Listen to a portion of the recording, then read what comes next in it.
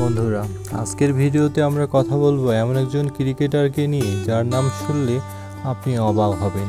মাত্র 14 বছর বয়সে আইপিএলে সেঞ্চুরি করে বিশ্ব ক্রিকেটে শোরগোল ফেলে দিয়েছে। হ্যাঁ, ঠিকই ধরেছেন, আমি বলছি বৈভব সূর্যবংশীর কথা। চলুন জেনে নেই তার জীবনের গল্প।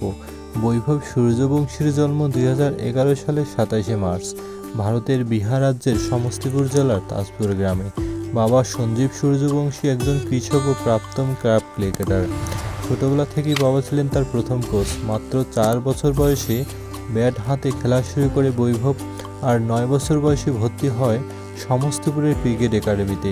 12 বছর বয়সে রঞ্জি ট্রফিতে বিহারের হয়ে অভিষেক করে বৈভব, যা তাকে ভারতের অন্যতম কনিষ্ঠ প্রথম শ্রেণীর ক্রিকেটার হিসেবে প্রতিষ্ঠিত করে। এরপর সৈয়দ মুশতাক আলী ট্রফি ও বিজয় হাজারে ট্রফিতে খেলেও নজর কেড়ে নেয়।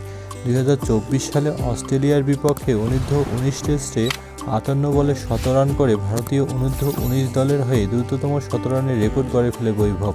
2024 সালের আইপিএল নিলামে রাজস্থান রয়্যালস তাকে 1,10,00,000 টাকায় কিনে নেয়, যা তাকে ইতিহাসের সবচেয়ে কনিষ্ঠ কোটিপতি ক্রিকেটার করে তোলে।